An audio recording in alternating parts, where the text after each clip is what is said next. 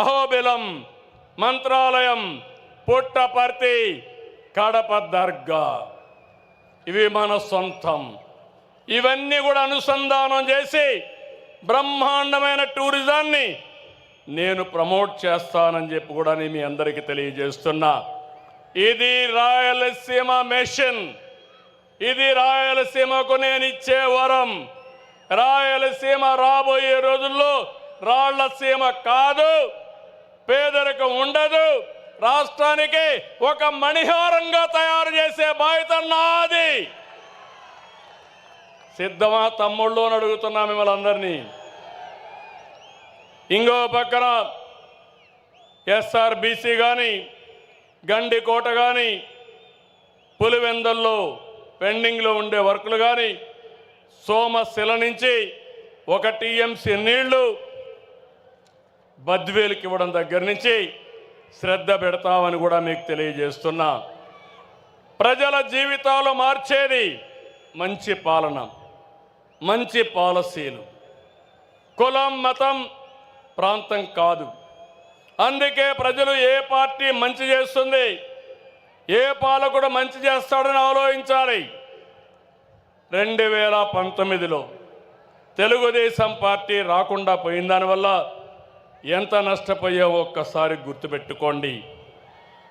అదే మరిగా 2004 వరకు హైదరాబాద్లో చేసిన అభివృద్ధి ఈరోజు తెలంగాణ రాష్ట్రాన్ని దేశానికి నెంబర్ 1 ఎకానమీగా తయారు చేసింది. నాడు గెలుచుంటే మనం అనుకున్న పనులన్నీ పూర్తయ్యేటివి. రాష్ట్రం కూడా దెబ్బతినింది. నేను ఒకటే చెప్తున్నాను, మంచి పాలన కొనసాగాలి. అభివృద్ధి అనేది వైకుంఠపాడి కాకూడదు. తమ్ముళ్ళు అర్థం చేసుకోండి. వైకుంఠపాడి జ్ఞాపకం ఉందా స్టోరీ అని మిమ్మల్ని అడుగుతున్నా. పైకి ఎక్కడం, మళ్ళా కిందికి పడడం, మళ్ళా పైకి ఎక్కడం, మళ్ళా కిందన పడడం అవసరమా ఈ రాష్ట్రానికని మిమ్మల్ని అడుగుతున్నా. వైకుంఠపాడి చేస్తారా అని మిమ్మల్ని అడుగుతున్నా. సహకరిస్తారా అని మిమ్మల్ని అడుగుతున్నా.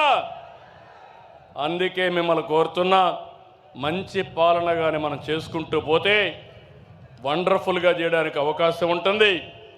నిన్న మొన్న మహానాడు, 6 శాసనాలు, ఇది ఒక చరిత్ర. ఈరోజు మీరు చూస్తే తెలుగు జాతి విశ్వఖ్యాతి, యువగళం, శ్రీ శక్తి, అన్నదాతకు అండగా, పేదల సేవలో సోషల్ రీఇంజనీరింగ్, P4 ద్వారా మీ అందరినీ ఆర్థికంగా పైకి తీసుకొచ్చే బాధ్యత. 2029కి జీరో పావర్టీ, ప్రతి ఒక్కరికి ఇళ్ళు కట్టిస్తాం, ప్రతి ఒక్కరికి ఇంటి జాగా ఇస్తాం, కనీస అవసరాలు తీరుస్తాం. ఇవి చేసి ఇక్కడుండే కార్యకర్తలు, నాయకులు కోరుతున్న కార్యకర్తే అధినేత. ఇది కూడా నిన్న మనం అందరం కూడా కలిసి నిర్ణయించాం. దీనికి సపోర్టింగ్గా మీరు చూస్తే వికసిత్ భారత్ 2047కి ఒక ప్లాన్ తయారైంది. ఈరోజు భారతదేశం 4వ అతిపెద్ద ఆర్థిక వ్యవస్థ. 27కు 28కి 3వ స్థానానికి వస్తుంది. 47కి ఏ 1, 2గా ఉంటుంది. ఆ సమయంలో మన స్వర్ణాంధ్రప్రదేశ్ 10 సూత్రాలతో మేము ముందుకు వచ్చాం. ప్రస్తుత ఆదాయం 2,67,000 రూపాయలు. ఈ 2,67,000 రూపాయలు 22 ఏళ్లలో 52 లక్షల రూపాయలు చేసే బాధ్యత నేను తీసుకుంటున్నాను. ప్రణాళికలు తయారు చేశాం. సిద్ధమా మీరు? సిద్ధమా మీరు అని అడుగుతున్నా. రాష్ట్రం సిద్ధంగా ఉండాలి. మీ జీవితాలు మార్చుకోవాల్సిన బాధ్యత మీ అందరిపైన ఉందని చెప్పి నేను మీకు తెలియజేస్తున్నా. నేను ఆలోచించేది ఒకటి, వెల్తీ, హెల్తీ, హ్యాపీ సొసైటీ. అందరికీ ఆదాయాలు ఉండాలి, సంపద ఉండాలి, ఆరోగ్యంగా ఉండాలి, ఆనందంగా ఉండాలి. అదే నిజమైన సమాజం. ఆ సమాజం కోసమే నేను పనిచేస్తున్నానని చెప్పి నేను మీకు తెలియజేస్తున్నా. తమిళలో ఇప్పుడు చూస్తుంటారు, ఈ మహానాడు అయింది, అంగరంగ వైభవాలతో మహానాడు మనం చూస్తే నా జీవితంలో చూడని మహానాడు ఈరోజు నిర్వహించుకున్నాం. మళ్ళీ జూన్ 21వ తారీఖున యోగా అంతర్జాతీయ యోగా దినోత్సవానికి శ్రీకారం చుడుతున్నాం. ఇక్కడ నేను ఒకే లొకేషన్లో విశాఖపట్నంలో రామకృష్ణ బీచ్ దగ్గర 5 లక్షల మంది ఒకే చోట యోగా చేయబోతున్నారు. ఇది ప్రపంచ రికార్డు. రాష్ట్రం మొత్తం 2 కోట్ల మంది యోగా చేయబోతున్నారు. 20 లక్షల మంది యోగాలో మీరందరూ సర్టిఫికెట్లు తీసుకుంటున్నారు, యోగాలో పాస్ అవుతున్నారు. ఇది కూడా మీరు చేయండి. యోగా మన జీవితంలో ఒక భాగం కావాలి. ఈరోజు మనందరం సెల్ ఫోన్లు చూస్తున్నాం.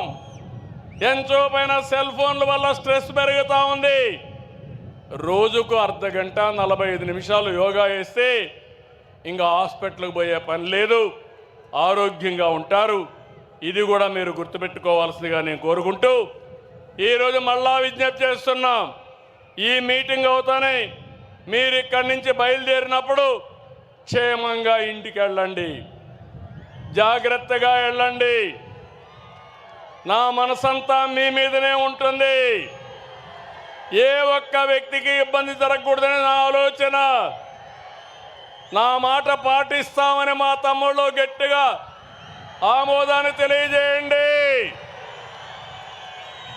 కడుపు నిండింది, ధైర్యం వచ్చింది, నేను చేసే పనులకు ఆమోదం చెప్పారు. మళ్ళీ దీన్ని రెట్టించిన ఉత్సాహంతో ముందుకు తీసుకుపోతానని మీ అందరికీ హామీ ఇస్తూ జై తెలుగుదేశం, జై తెలుగుదేశం, జై తెలుగుదేశం.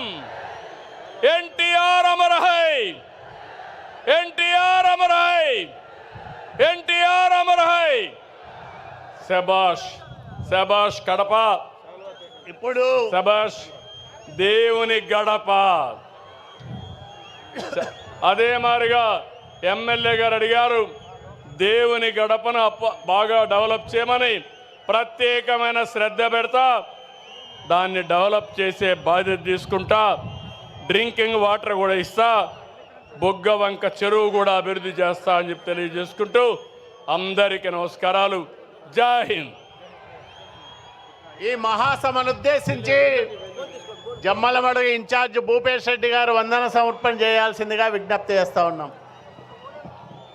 2025 మహానాడు కార్యక్రమాన్ని మనము ఇక్కడ జరుపుకోవడానికి రాయలసీమ నడిబొడ్డున కడప జిల్లాలో అవకాశం ఇచ్చిన మన జాతీయ అధ్యక్షులు నారా చంద్రబాబు నాయుడు గారికి మరియు నారా లోకేష్ బాబు గారికి, రాష్ట్ర అధ్యక్షులు పల్లా శ్రీనివాసరావు గారికి నా హృదయపూర్వకంగా కృతజ్ఞతలు, అభినందనలు తెలుపుకుంటున్నాను.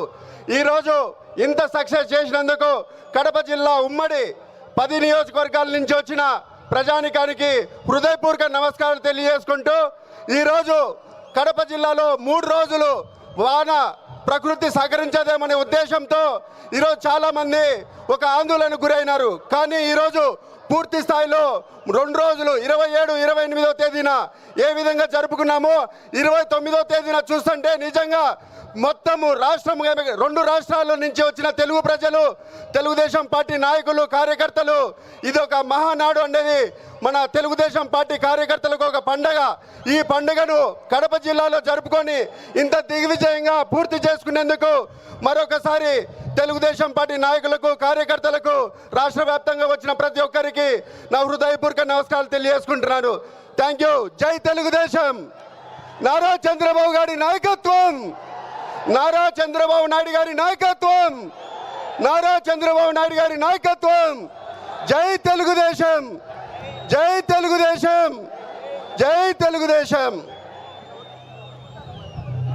రాష్ట్రంలోని గండం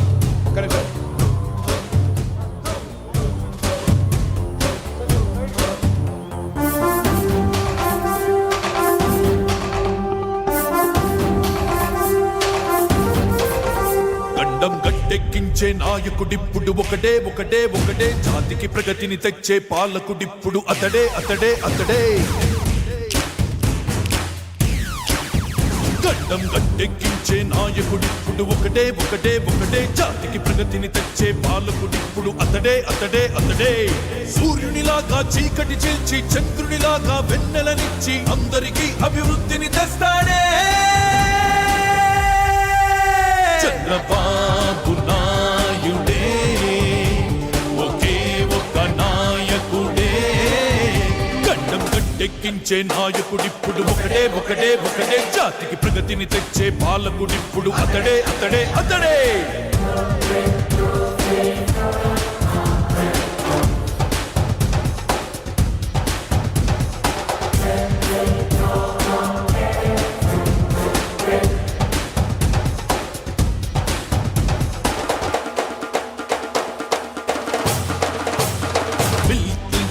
రప్పించి బిల్ గేట్స్ మెప్పించి ఏలిన ఏ1 స్టేట్స్ మ్యాన్,